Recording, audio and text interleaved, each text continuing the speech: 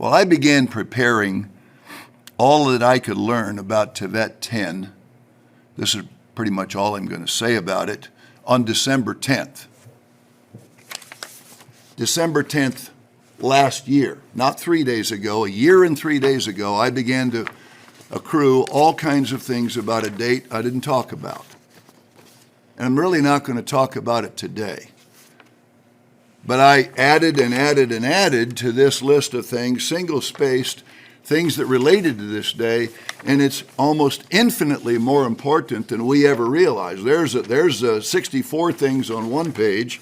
Here's another 40-some and more, and I kept adding to it for now a year and 3 days.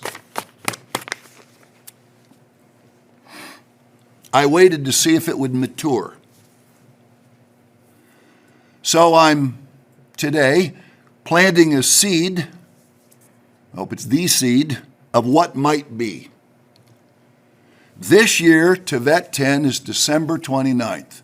This is the 13th, and I have a massive amount of additional material that could be covered on it, but that's for next week.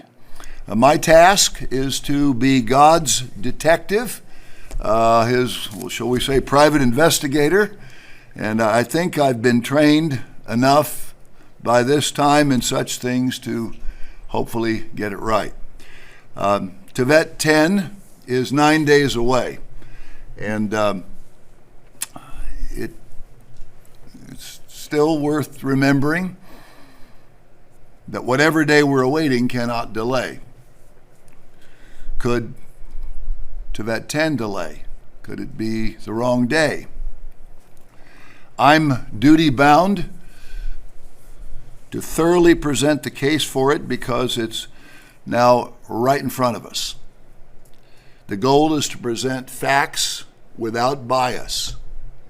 I really don't want it to be Tevet 10. I want it to be tomorrow. So do you. But I certainly don't want to see it go longer. And my task is to be unbiased as much as a human being can do. The month of Tevet began in Jerusalem at about 9:30 this morning. So is it a coincidence that I'm talking about it right as we're coming into this date at the end of 614 sermons and 10 years and 3 months length? Some of what you're going to hear is so shocking. You'll be utterly amazed by the time I'm done today, and you'll have only heard about half the facts, maybe a little more. And you'll have no doubt when I'm done today what day this is, and you'll have heard about half the facts. The genius of God is he held all of this off until the last 2 Sabbaths before this extraordinary day. My job is not to declare Tevet 10. My job is to declare the facts without bias. I've been wrong before.